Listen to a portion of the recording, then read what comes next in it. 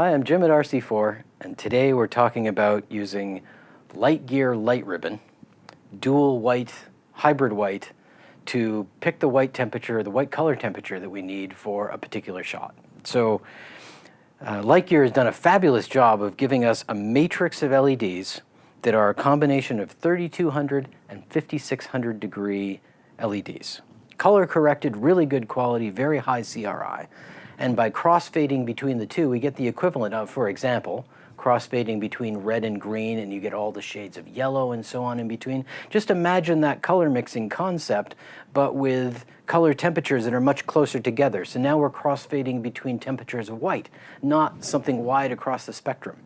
So we can pick the color temperature that we want to match, say, a halogen light or incandescent lighting or whatever we may have in a shot, so that we're not introducing new color and shadows that are wrong shade and all those kinds of things. So here we have this LED light ribbon from Lightgear, and I'm using a Series 3 DMX2 DIM, 2 channels. It's perfect for this.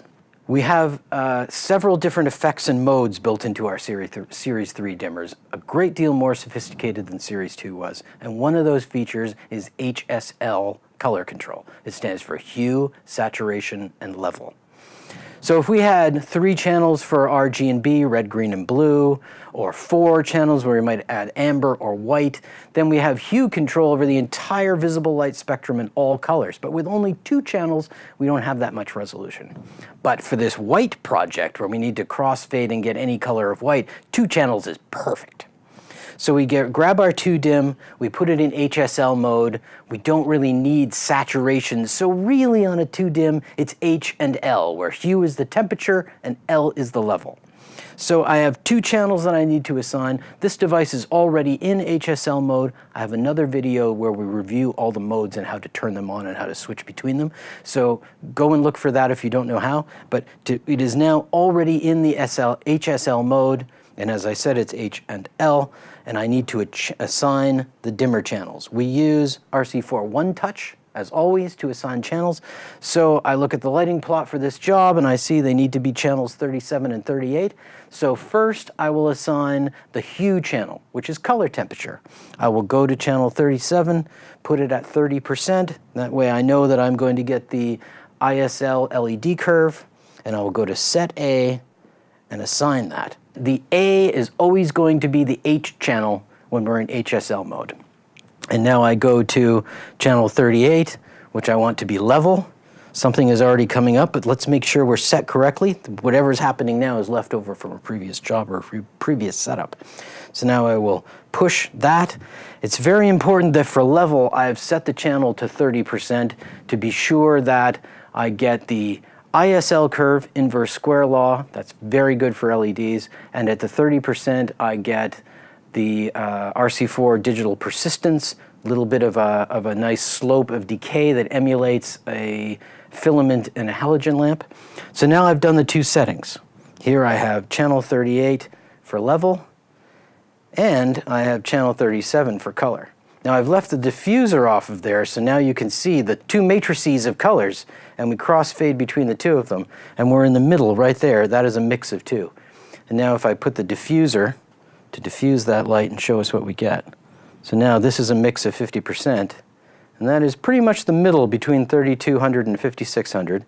And if I want to fade that down, this is now a very, very cool 5600. I'm just showing you the dimming, fading it up and down. And if I want to go all the way to 3200, you know, here is a very warm 3200. And notice the smooth dimming, I can get any level.